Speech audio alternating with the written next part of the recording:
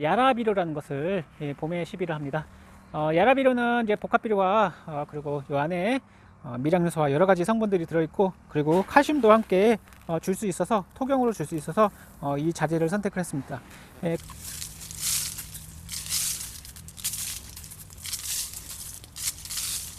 안녕하세요, 순비제 제주농부입니다. 오늘은 이제 봄비료를 뿌리려고 하는데, 저희 맛있는 감귤 많이 드셔보셨죠? 오늘은 노지 감귤밭에서 비료를 뿌리려고 합니다. 비료는 어떤 걸 뿌려야 될까? 어떻게 그 비료 성분들이 있는 것을 뿌려야 될까? 걱정이 많으시죠?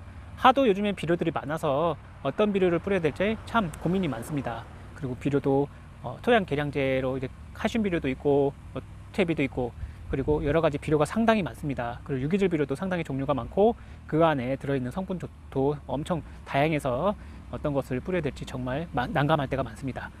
하지만 그 중에 가장 좋은 비료를 선택하셔서 가격도 적당한 걸로 이제 하시면은 작물에게 도움이 많이 되겠죠. 오늘은 저는 요 비료를 뿌려보도록 하겠습니다. 요거는 야라비료입니다. 야라비료 제가 선택을 잘한 것 같습니다. 예, 굉장히 뿌리기 쉽고, 그리고 칼슘 결핍도 막아주는 그런 비료입니다. 저는 야라비료를 이렇게 칼슘과 그리고 복합비료, 미량요소가 다 들어가 있는 이 비료를 함께 혼용해서 뿌려줄 겁니다. 하지만 보통은 다른 비료들은 이런 칼슘제랑 이렇게 복합비료랑 섞어서 하시게 되면은 가스가 발생돼서 작물에게 큰 피해를 주고, 그리고 그러니까 질소가 암모니아화돼서 가스화돼서 날아가고 인산이 고정돼서 좋지 않을 수도 있습니다. 그래서 저는 오늘 이 비료를, 화학 비료를 먼저 뿌리고, 그 다음에 시기를 한 보름 후에 저는 요 유기질 비료, 뒤에 있는 요 친환경 유기질 비료를 뿌리도록 하겠습니다. 유기질 비료는 천천히 녹습니다. 한 보름 정도 후부터 천천히 녹고 한 3개월이나 4개월 동안 계속 녹아서 작물이 이용하게 될 겁니다. 하지만 이런 화학 비료들은 바로 녹아서 작물이 바로 이용을 할 수 있기 때문에 좋을 거라 생각되고, 그리고 여기에는 미량요소뿐만 아니라 황, 마그네슘 여러 가지들이 한꺼번에 들어있어서 이런 것들을 이 비료를 선택한 이유고요. 그리고 중간에 시간이 된다면은 요 석회고토를 뿌릴 예정입니다. 이 석회고토는 칼슘 공급이라고 볼 수도 있겠지만, 이것은 녹아서 작물이 흡수하기까지 굉장히 오랜 시간이 걸립니다. 그래서 단기 작물에는 이 칼슘 석회고토를 크게 추천하지 않습니다. 왜냐하면 결핍이 일어날 수가 있어요. 이게 그러니까 토양 속에 들어가게 되면 이게 물에 엄청나게 많은 양의 물에 녹아서 작물이 흡수돼야 되는데, 이게 잘 녹지도 않고 흡수율도 굉장히 낮고 이동 속도도 굉장히 낮아서 이거는 그냥 안 뿌리는 것보다 뿌리는 게 좋습니다. 뿌려서 작물이 천천히 과실나무 같은 경우에는 지금 뿌려서 후반기에 효과를 볼 수 있다, 그런 생각으로 뿌리시면 되고, 여기는 마그네슘이라는 게 좋은 게 들어있습니다. 그래서 안 뿌리는 것보다 뿌리는 게 좋다. 하지만 제 생각으로는 제가 토양 검사를 맡겼습니다. 왜냐하면 토양 검사를 맡기는 이유가 토양 속의 pH를 재기 위해서죠.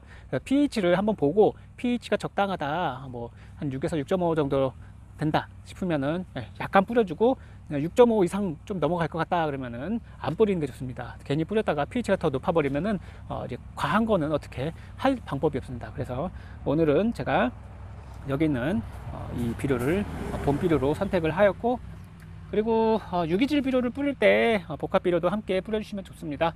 복합 비료는 천천히 이렇게 천천히, 이런 화학 비료들은 빨리 녹기 때문에 빨리 녹으면서 이게 먼저 흡수되고, 그리고 여기 있는 유기질 비료가 이제 녹아서 그 미생물이 이것을 분해해서 그 다음에 작물이 이용하게 될 겁니다. 봄에 뿌리는 비료는 석회성 비료가 좋을 거라고 생각됩니다. 왜냐하면은 이제 작물이 그 과일을 수확하고 나서 수세가 굉장히 떨어진 상태에서 유기질 비료나 퇴비를 주게 되면은 그것을 흡수하고 이제 그것을 에너지로 만드는데 굉장히 시간이 오래 걸릴 거라 생각됩니다. 그래서 저는 이런 화학 비료를 먼저 줘서 작물이 이것을 빨리 흡수를 해서 수세를 회복하고, 그다음에 양분을 축적시켜서 봄에 이제 한 5월경에 꽃이 피거든요. 꽃을 피고 새순을 나오는데 상당히 도움을 많이 주라고 우선은 화학 비료를 먼저 뿌리도록 하겠습니다. 이 시기에 요소도 연면 시비를 하시는 분들 계시는데, 연면 시비도 좋습니다. 연면 시비도 좋고, 이렇게 화학 비료를 뿌려주시는 것도 좋습니다. 지금은 지온이 많이 올라갔기 때문에 화학 비료를 뿌리면은 뿌리가 이것이 녹아서 작물이 이용을 하게 될 겁니다. 그리고 조만간에 동계 방제도 해야 됩니다. 왜냐면은 여기에 제가 봤더니 이른 봄에 응애가 많이 생기더라고요. 그리고 월동안 그런 해충들이 많기 때문에 그런 것들을 방지하기 위해서 동계 방제도 조금 필요할 거라 생각됩니다. 오늘은 비료를 뿌려보도록 하겠습니다. 과수원에 이제 잘 골고루 많은 양이 아닌 조금씩 나무에게 수세를 회복한다 생각하고 많은 양이 아닌 적당한 양의 비료를 골고루만 뿌려주면 될 것 같습니다. 다음 달 중반 정도에 유기질 비료와 화학 비료를 조금 섞어서 뿌릴 거기 때문에 그때 다시 비료 시비를 또 할 거기 때문에 지금은 많이 뿌리지 않고 수세를 회복하고 영양을 공급한다고 생각하고 그리고 뿌려주도록 하겠습니다. 그리고 곧 가지치기 할 시기가 다가옵니다. 가지치기 할 시기가 다가오기 때문에 충분한 그래도 영양을 먼저 공급하고 그리고 가지치기를 하는 게 좋습니다. 왜냐하면 가지치기를 하고 나서 이렇게 막 정신없이 가지들이 널려 있는데 그곳에 비료를 뿌리기가 상당히 어렵습니다. 그래서 미리 비료를 먼저 뿌리고 그리고 가지치기를 하고 하시는 게 제일 중요할 것 같습니다.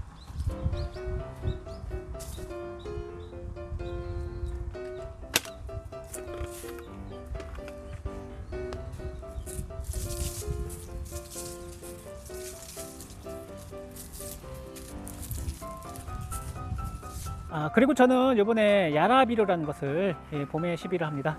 야라비료는 이제 복합비료와 그리고 이 안에 미량요소와 여러 가지 성분들이 들어있고 그리고 칼슘도 함께 줄 수 있어서 토경으로 줄 수 있어서 이 자재를 선택을 했습니다. 작물에게 가장 많이 필요한 게 바로 칼슘입니다. 칼슘은 꾸준히 공급을 해줘야 되기 때문에 이동 속도가 느리기 때문에 지금부터 이렇게 칼슘 시비를 하시는 게 좋습니다. 감귤나무는 칼슘나무입니다.